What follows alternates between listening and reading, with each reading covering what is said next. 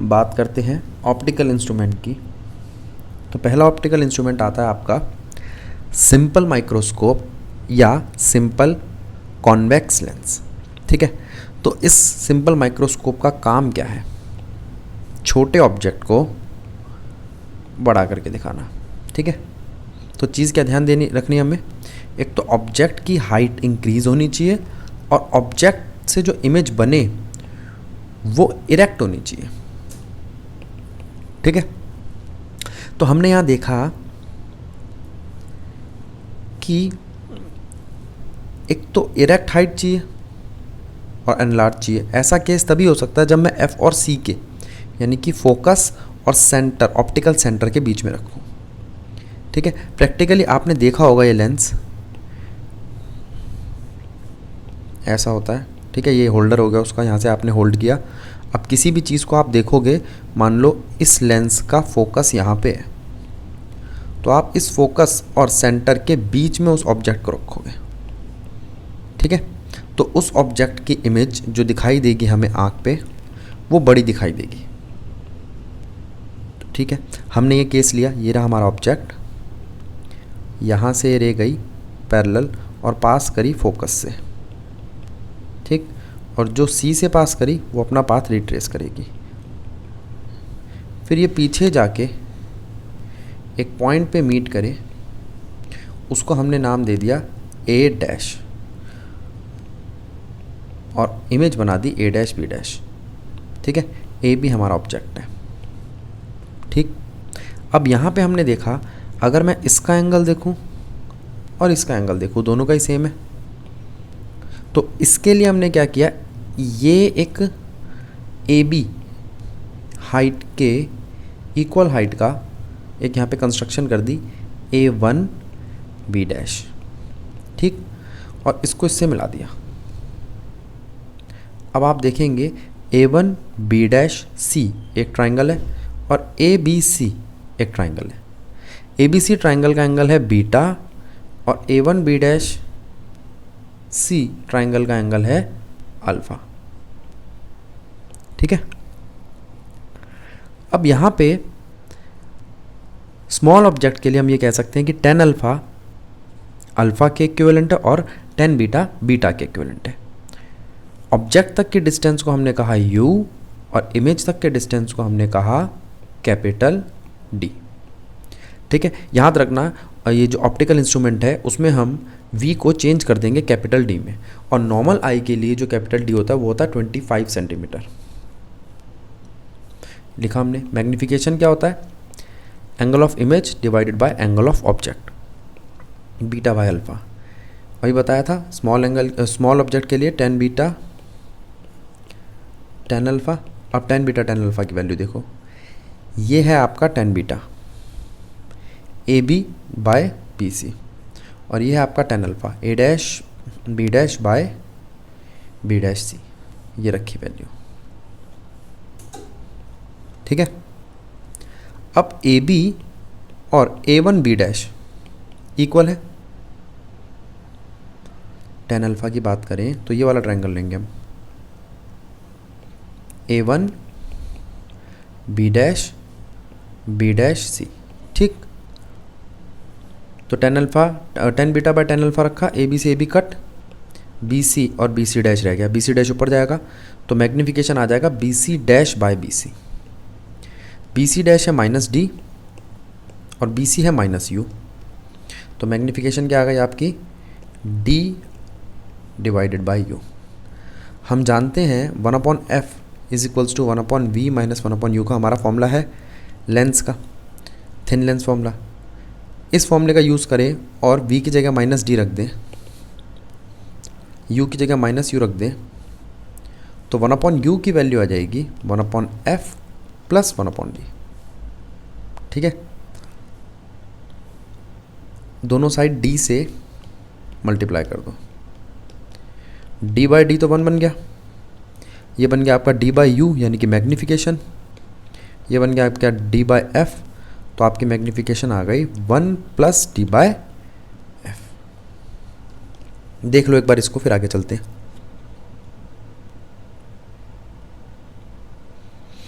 Video pause करके note कर लेना, ठीक है।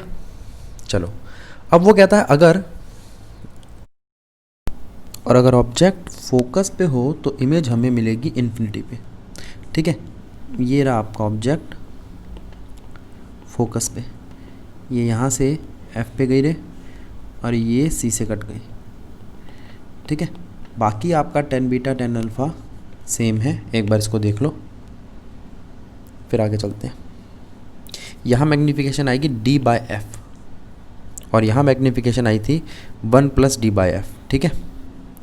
अब हम बात कर रहे हैं कि अगर हमें इस इमेज को और बड़ा करके देखना है, ठीक है, तो मैग्नीफिकेशन 2 बार करना होगा और हम मदद लेंगे कंपाउंड माइक्रोस्कोप की।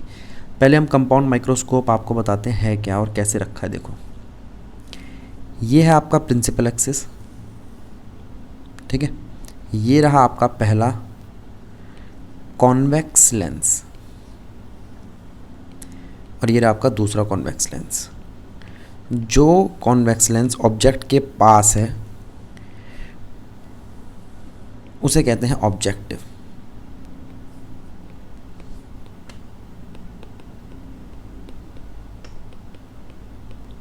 ठीक। और जो हमारी आई के पास है वो है आई पीस, ठीक। अब हमने ऑब्जेक्ट को लिया जो ऑब्जेक्ट के पास था, वहाँ से एक पैरेलल रे भेजी, वो एफ से कट करेगी ऑब्जेक्टिव लेंस के फोकस से। किससे कट करेगी? ऑब्जेक्टिव लेंस के फोकस से, और ऑब्जेक्टिव लेंस के ही सेंटर से, ऑप्टिकल सेंटर से पास होगी, ठीक। यहाँ उसकी पहली इमेज बनेगी। अब ये इमेज आगे जाके वर्चुअल इमेज बनाएगी, ठीक। तो इस इमेज को आईपीस के फोकल लेंथ से पहले रखना होगा, सी और एफ के बीच में। देखो आपको दिख रहा होगा सी और एफ का डिस्टेंस, C2 और FE के बीच में रखना होगा। रख दिया, यहाँ से एक रह गई, फिर FE से कट करी और जो C से पास ऑन हुई वो सीधा चली गई, ठीक। अभी पीछे इसको हम एक्सटेंड करेंगे तो हमें इमेज मिलेगी, ये रही इमेज। देखो अब हम इनके नाम रख रहे हैं। देखो ऑब्जेक्ट था आपका AB, image A', B', first image, और फाइनल इमेज A', B', ठीक है, ठीक है। अब ऑब्जेक्ट तक का डिस्टेंस UO किसके लिए लिखा है हमने? ऑब्जेक्टिव लेंस के लिए। इमेज का डिस्टेंस VO, ठीक है, इमेज ऑफ ऑब्जेक्टिव लेंस। ये आपका ऑब्जेक्ट का डिस्टेंस आईपीस के लिए, और फाइनल इमेज VE, इसे हम D भी कहेंगे, ठीक है। एक चीज़ और ध्यान रखना, इन दोनों लेंस के बीच का जो डिस्टेंस है वो है लेंथ L, ठीक है। लेंथ ऑफ ट्यूब बोल लो आप इसको। जैसे आपका जो ऑप्टिकल ये होता है ना, ये माइक्रोस्कोप, ये इस तरीके से एक ट्यूब में होता है, तो उस ट्यूब की लेंथ है ये। अब और क्या क्या चीज़ ध्यान रखनी है? ऑब्जेक्टिव लेंस की अपर्चर छोटी होगी, फोकस या फोकल लेंथ भी छोटी होगी, ठीक है। फोकल लेंथ ऑब्जेक्टिव की आईपीस की फोकल लेंथ से कम होगी। अपर्चर ऑब्जेक्टिव लेंस की आईपीस के अपर्चर से कम होगा। याद रहेगा दो बातें, एक फोकल लेंथ और एक अपर्चर। अपर्चर क्या होता है पहले बताया था मैंने आपको, ये डायमीटर लेंस का, ठीक। इससे पता चलती है कि लाइट कितनी एंटर कर रही है, यानी कि इंटेंसिटी ऑफ लाइट के बारे में पता चलता है, ठीक है। अब हमने क्या करा, फिर आपके अल्फ़ा बीटा गामा ढूंढे, तो ये है आपका अल्फ़ा एंगल AB के सामने। तो अगर मैं इसको यहाँ देखूँ तो वर्टिकली अपोजिट आ रहा है, और ये है आपका इमेज के लिए, फाइनल इमेज के लिए बीटा एंगल, ठीक है। अब इसी पॉइंट पर ही अल्फ़ा तो दिख नहीं रहा, तो मैंने क्या किया, ये एक कंस्ट्रक्शन कर दी, देखो, ठीक है, ट्रायंगल ABC2,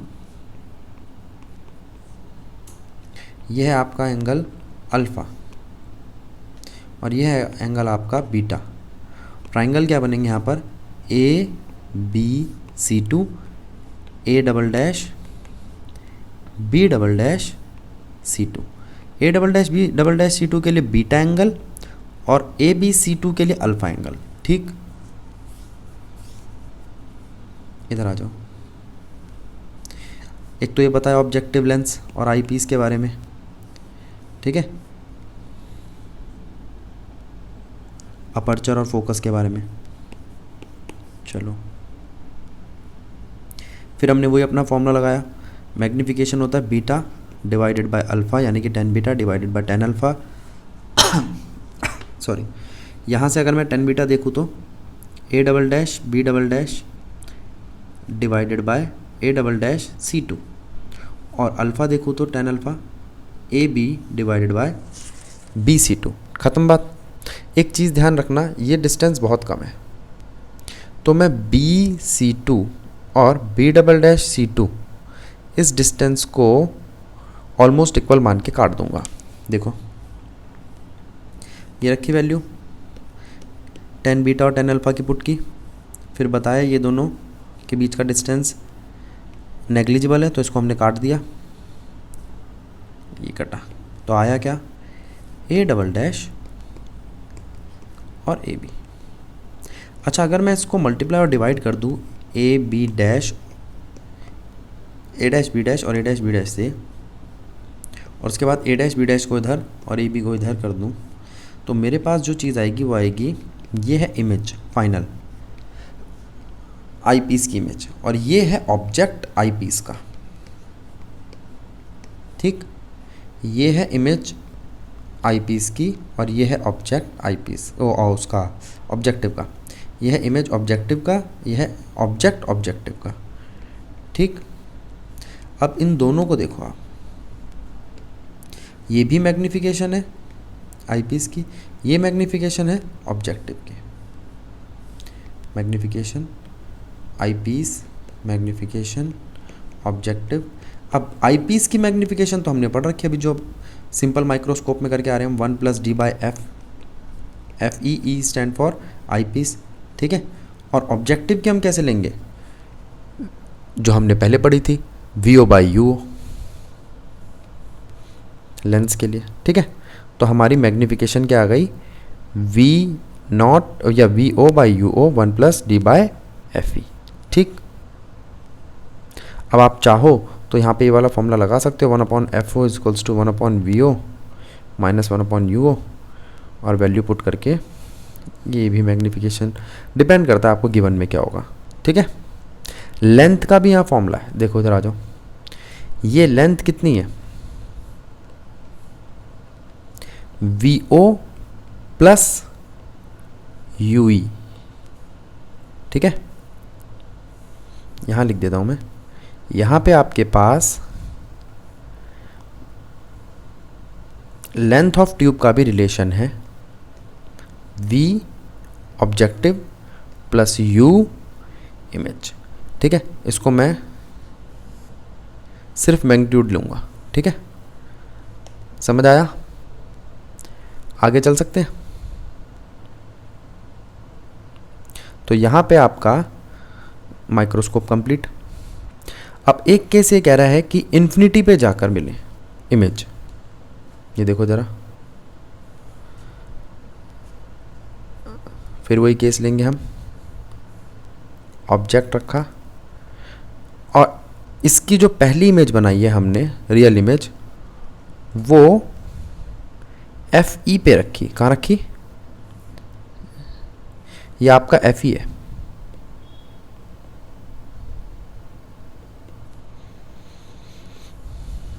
ठीक है, ये FE है। चलो ठीक है, ये तो ठीक है, हमने इसको FE बोल दिया। अब इसके बाद होगा क्या, यहाँ से C पे जाएगी, यहाँ से F पे जाएगी, और हमें जो पीछे मिलेगी इमेज वो इन्फिनिटी पे मिलेगी। अब लेंथ ऑफ ट्यूब बदल गई है, ये जो UE था आपका,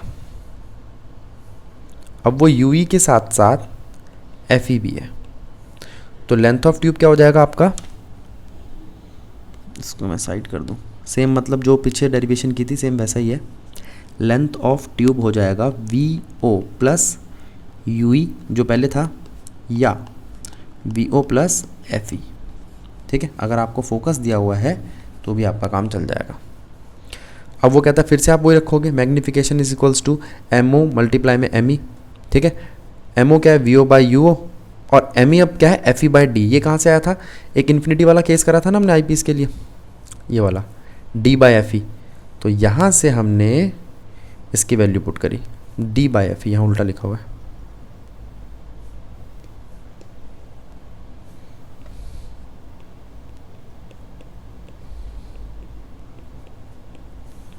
तो m is equals to v objective यानी कि image distance of objective divided by object distance of objective d divided by F E.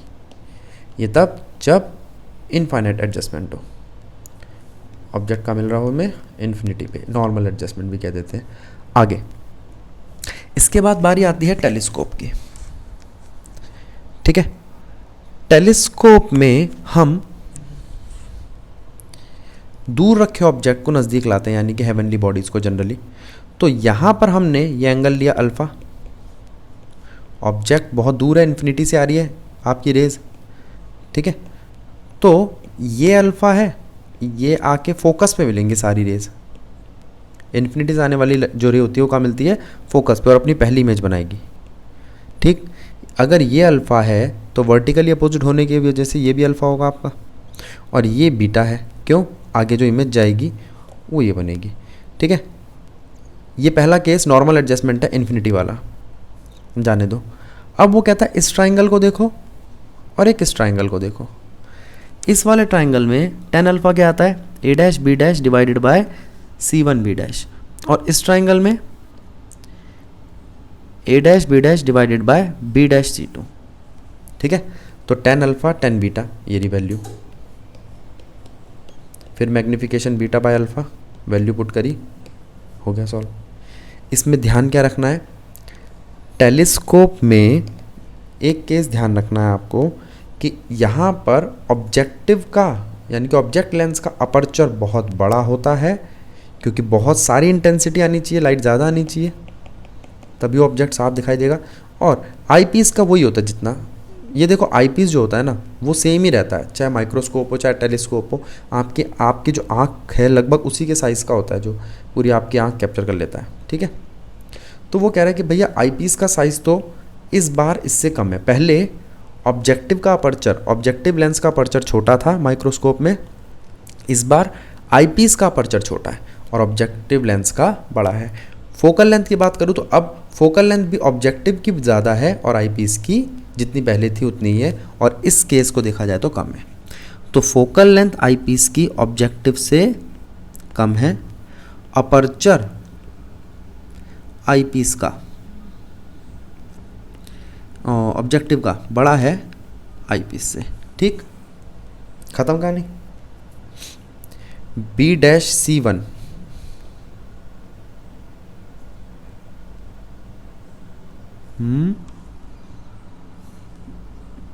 B dash C one और बी डैश सी टू, ये रहा B dash C one B dash C two. तो B dash C one है आपका F O और B dash C to है आपका F E. ठीक है, ये जो आपका एफ ओ है ये इमेज है, मैं कलर चेंज कर देता हूँ, इमेज है ऑब्जेक्टिव लेंस की, और जो ये है एफ ई ये ऑब्जेक्टिव डिस्टेंस है आईपीस का। ठीक, तो वैल्यू पुट कर दी। अब आप इसको m equals to F O by F E कहो या V O by U E कहो, बात एक ही है। ठीक, अच्छा, तो इसका मतलब अगर आपको दोनों लेंस की फोकल लेंथ दी हो तो आप मैग्नीफिकेशन आसानी से निकाल लोगे। एक चीज़ और ध्यान रखना, length F O plus F E, वही लेंथ जो पीछे बताई थी आपको, लेंथ ऑफ ट्यूब, टेलीस्कोप की ट्यूब। अब वो कहता है इस बार हमने फाइनाइट एडजस्टमेंट की है, जो फाइनल इमेज लेंगे वो एक फाइनाइट पॉइंट पे लेंगे। फिर से वो सारी रेज आई, सबके सब आके फोकस पे मिली, फोकस पे ये ऑब्जेक्ट बनाया। ये फोकस ऑब्जेक्टिव लेंस का तो फोकस है ये, ठीक है, लेकिन आईपीस का जो फोकस है वो पीछे है, C2 और FE। मैंने एडजस्ट करके इसकी लेंथ कम कर दी, पहले लेंथ इतनी थी, अब उसको नज़दीक ला के लेंथ कम कर दी। लेंथ कम करने से क्या हुआ, ये बीच में गैप आ गया। ठीक है, बात समझ रहे हो आप मेरी? देखो जैसे मान लो ये थे पहले वो लेंस,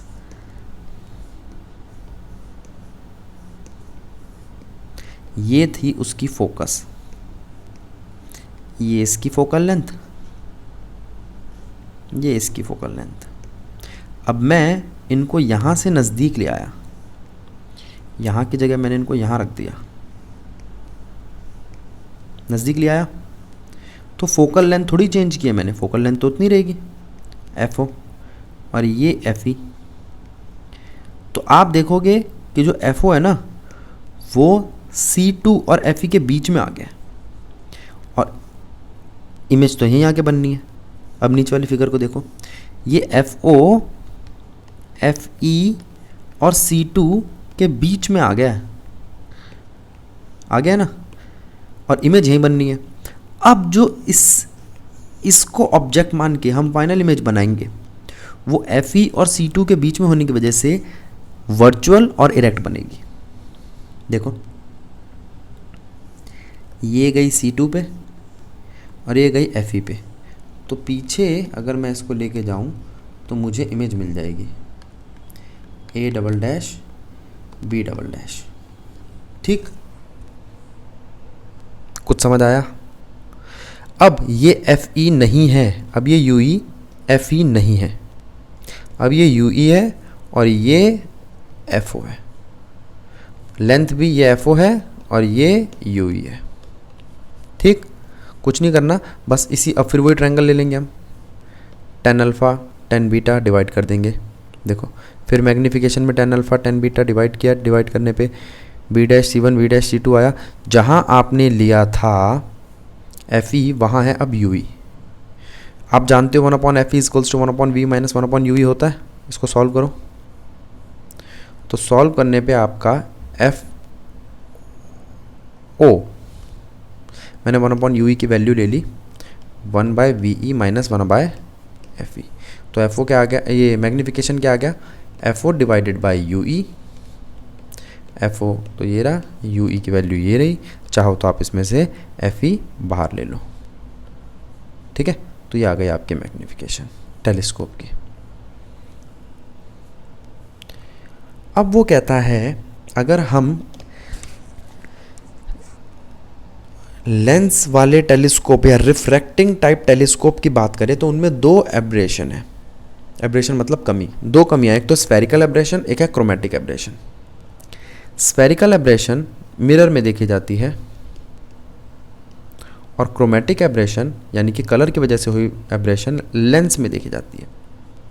तो हम लेंस से मैग्नीफाई करें तो भी एक एब्रेशन आ रही है, कलर की एब्रेशन, मिरर से करें तो मिरर की स्फेरिकल एब्रेशन आ रही है। तो दोनों को कंबाइन करके एक रिफ्लेक्टिंग टाइप टेलीस्कोप बनाया, कैसिग्रेन टेलीस्कोप या न्यूटन का टेलीस्कोप कहते हैं इसे। ये है एक ट्यूब, इस ट्यूब के यहाँ पर लगा है कॉनकेव मिरर, कॉनकेव मिरर।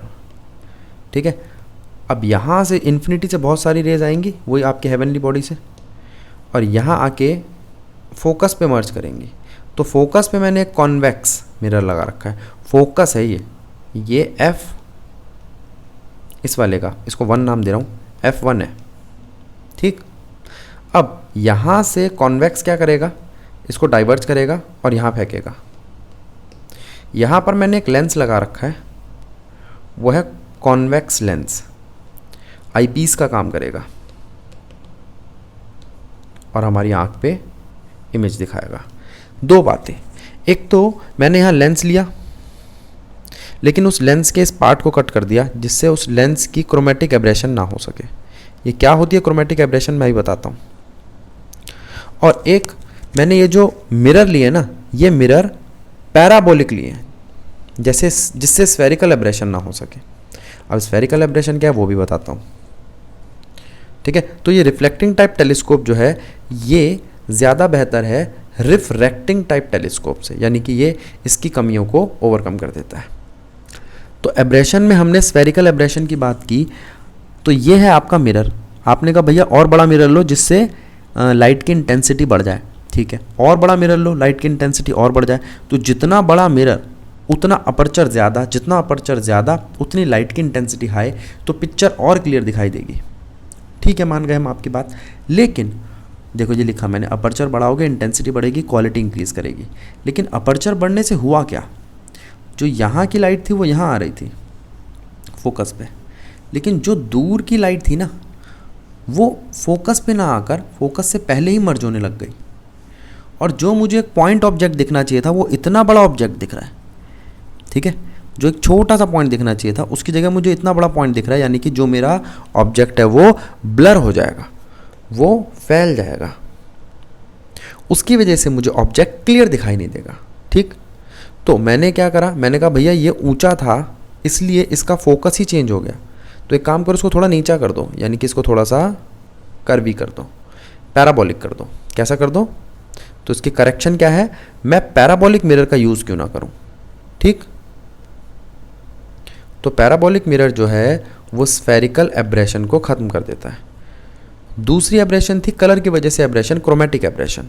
वो इसलिए होती है अगर आप कॉन्वेक्स लेंस को ढंग से देखें तो कॉन्वेक्स लेंस के ऊपर और नीचे दो प्रिज्म जैसी फिगर बन जाती है जो क्या करती है, लाइट को डिस्पर्स कर देती है, ठीक है। डिस्पर्स करने से वो जो भी ऑब्जेक्ट होता है वो ग्लो करने लगता है और हमें दिखाई नहीं देती उसकी बाउंड्री, एग्जैक्ट बाउंड्री,